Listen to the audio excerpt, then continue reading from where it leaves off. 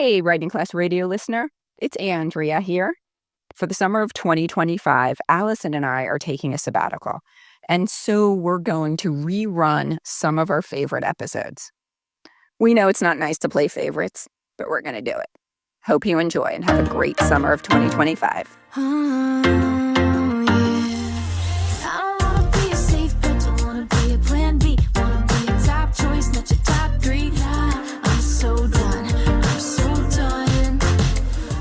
Allison Langer. Hi, I'm Andrea Askowitz, and this is Writing Class Radio. You'll hear true personal stories and learn how to write your own stories. Together, we produce this podcast, which is equal parts heart and art. By heart, we mean the truth in a story. By art, we mean the craft of writing. No matter what's going on in our lives, writing class is where we tell the truth. It's where we work out our shit. There's no place in the world like writing class, and we want to bring you in. Today on our show, we bring you a story by Christopher Blackwell. Christopher is 42 and is serving a 45-year prison sentence in Washington State. He co-founded Look to Justice, an organization that provides civic education to system-impacted communities and actively works to pass sentence and policy reform legislation. He's currently working towards publishing a book on solitary confinement, and I know I can't wait to hear the details on that. He has been published by the New York Times, the Washington Post, the Boston Globe, HuffPost, and a bunch of other outlets. He's also a contributing writer at Jewish Currents, a contributing editor at The Appeal, and he works closely with the prison writing program Empowerment Avenue. You can follow him and be in touch on Twitter, which is now X, at Chris W. Blackwell. This story was originally published in The Appeal, which is a nonprofit news organization that envisions a world in which systems of support and care, not punishment, create public safety. Oh, wouldn't that be much better? Okay, wait. Chris's story came to us through writer Jamie Beth Cohen, who mentors Christopher Blackwell. So I just want to thank Jamie for getting the voice of incarcerated people outside the prison walls. I know I tried to do that myself, but I am weak. I have not been able to be very successful with that, so it's not easy. So I applaud her. You know, the way they feel over at Empowerment Avenue and Me Too is if our criminal justice system, including long sentences and mistreatment, has a chance of changing, we need to hear from the men and women inside. We really need to hear the personal side. We need people to understand, wow, these people may not be what we're seeing on TV. So this episode really is taking a small moment and bringing some big meaning. When we got this story, we immediately fell in love with it. And what we like to do with our stories is really try to figure out what's a writing lesson in every essay for those people out there who are also love hearing these stories, but also are trying to write their own stories. So what we saw here is here's this one small moment, and Christopher really brought a lot of meaning, big meaning to a very small moment with a lot of emotion, a lot of details. And we learn a lot about what's going on with him and his fellow inside guys. And it just really, I don't know, for me, it really touched me. So we want to bring you this story and see what you think. Back with Christopher Blackwell's story after the break. We're back. This is Andrea Askowitz, and you're listening to Writing Class Radio. Up next is Chris Blackwell reading his story, Prison Can Be a Hostile Place, Then the Birds Came.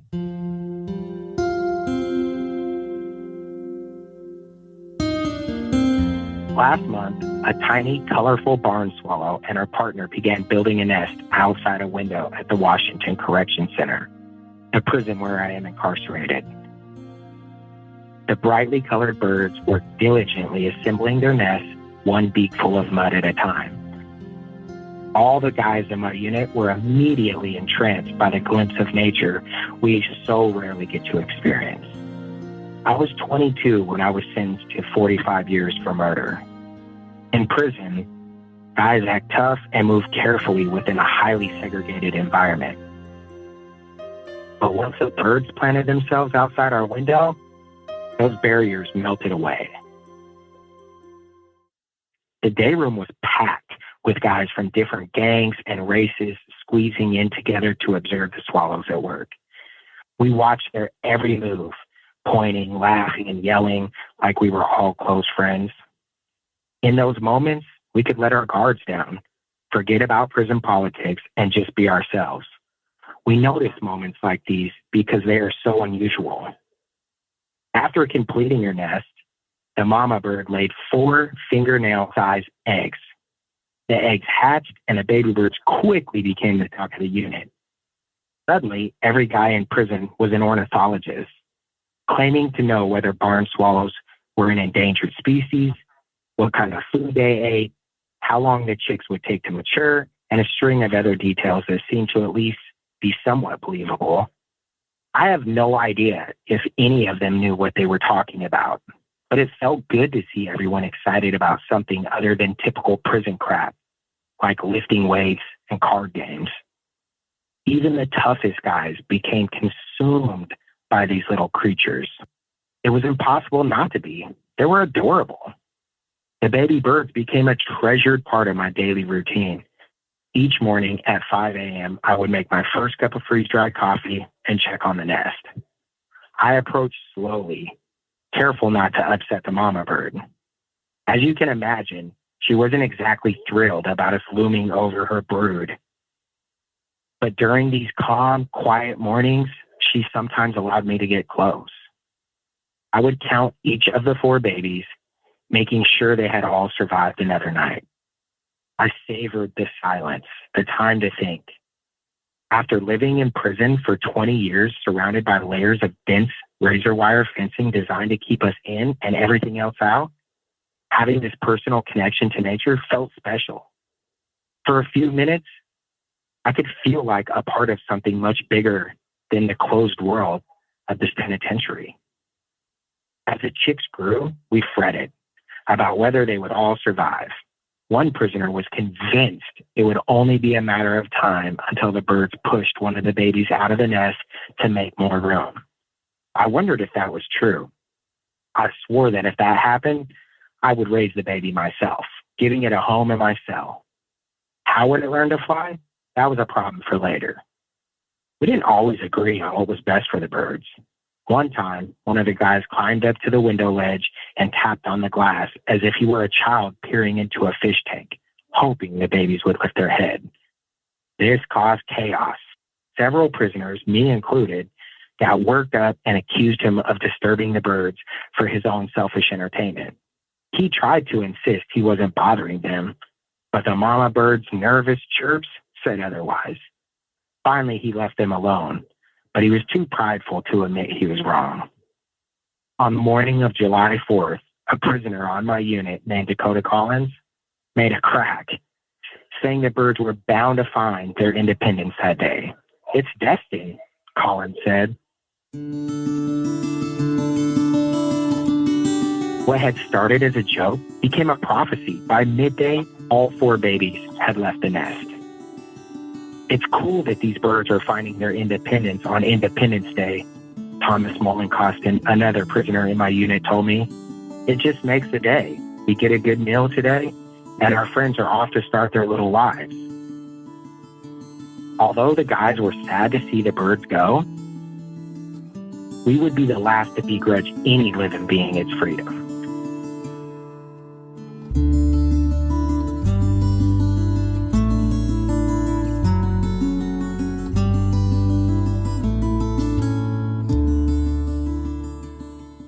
Oh my gosh. Well, I'm going to jump in because, every prison story just fires me up, because especially something like this where the public who doesn't know what I've seen, like the kindness and the love, gets a small little glimpse into who these guys have either always been or have morphed into, have grown into, matured into, or whatever. So I don't know. I love this story so much, the humanity. It's so tender. It's so sweet.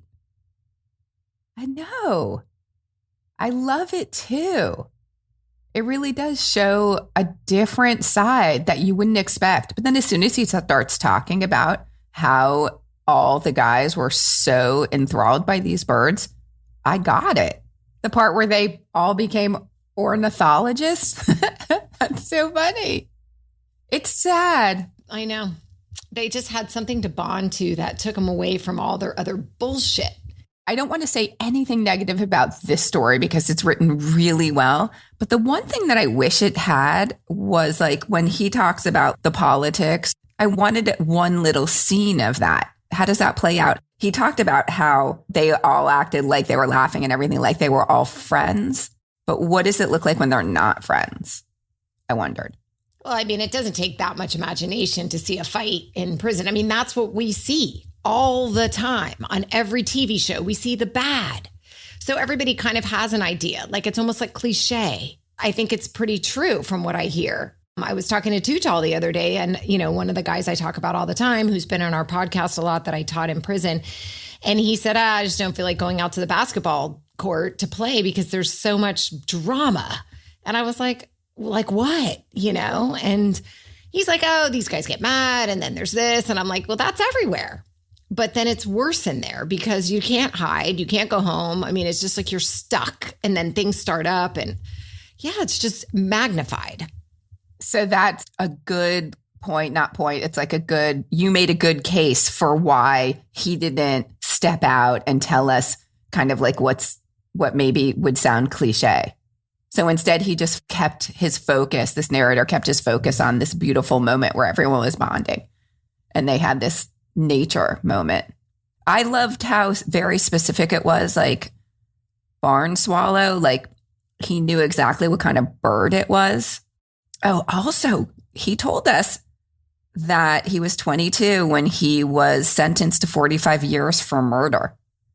He did not step around that. That was very cool as a storyteller goes. Yeah, I agree 100%.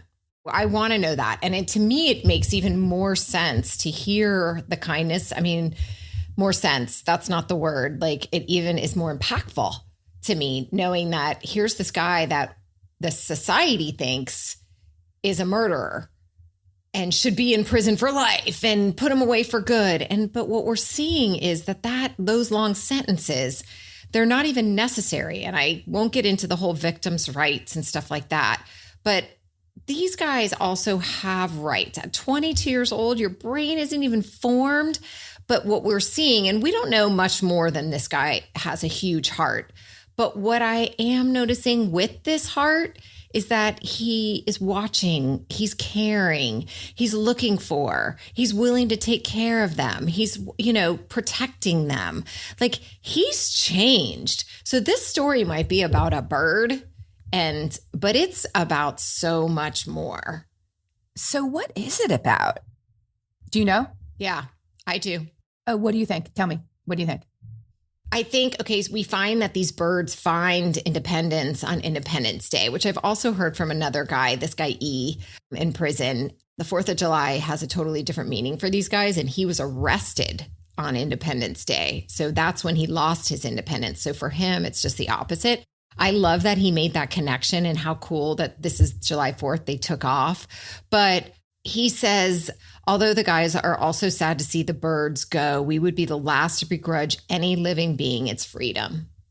So they want to hold on to them, but they also want to see them go. So I think he's learning to let go. That's how it is to me. So the situation is man in prison, all these men in prison find these birds that they watch and kind of fall in love with. And the story is they don't begrudge anyone their freedom. I think that, and also that in loving and caring for these birds, that they wanted to keep them, but they realized that in order to be free, they had to fly. So I think there's like sort of a common theme with maybe a metaphor for his own freedom.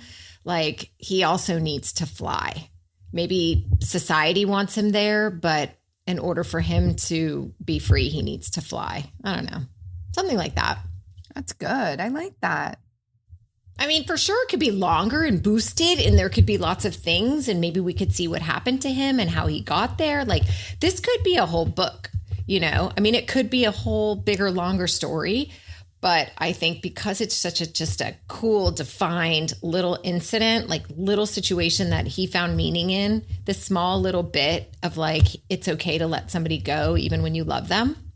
I'm convinced it doesn't need any more. You sold me. I think it's perfect. Oh, cool. Yeah, I know. First time. Well, first time for everything. My Independence Day. Yeah, today it is. I thought his details were awesome. 5 a.m., freeze-dried coffee, the 4 babies. He did say that it made him feel like he was part of something bigger, and that was just really beautiful. The chaos that ensued when one of the guys tapped on the glass, and I was very impressed that the narrator even called himself out, like he got worked up. I didn't know that guys in prison had this other meeting about the 4th of July, but obviously they do. I mean, now that you mention it, duh. And then that line, our friends are off to start their little lives. Just like his language is so sweet. I loved it. Yeah. I want him to be off to start his little life too. He's very prolific. He writes a lot. He's been published a lot. He's really trying to do some cool things in the world. Is Chris Blackwell the guy who did an art show in New York? No, that's Corey Devon Arthur. Yeah. Okay. No, this guy's at Washington Correctional Center. We said this at the top, but he's working towards publishing a book on solitary confinement. And his writing has been published in the New York Times, the Washington Post, the Boston Globe, Huff Post. I mean, this guy gets out there. He's a contributing writer at Jewish Currents and contributing editor at The Appeal. I feel like he also works with Ella's mom, Debbie Zelinsky. Yep. I think she's working with him. But the person who submitted this on his behalf is Jamie Beth Cohen, and she mentors him.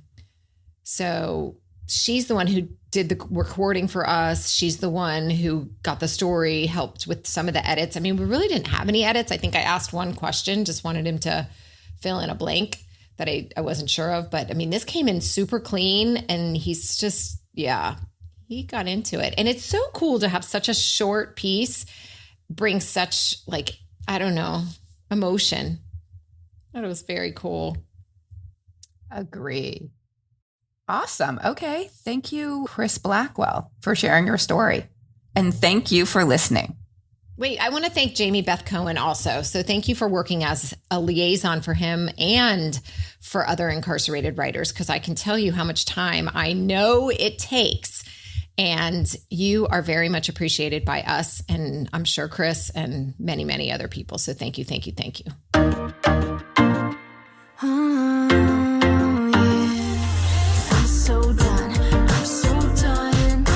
Writing Class Radio is hosted by me, Andrea Askowitz.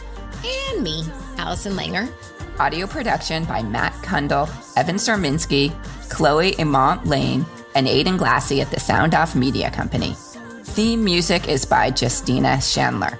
Check out all the classes we offer on our website. Join the community that comes together for instruction and excuse to write and the support from other writers. To learn more, either go to our website or join on patreon.com/writingclassradio. A new episode will drop every other Wednesday. There's no better way to understand ourselves and each other than by writing and sharing our stories. Everyone has a story. What's yours? Produced and distributed by the Sound Off Media Company.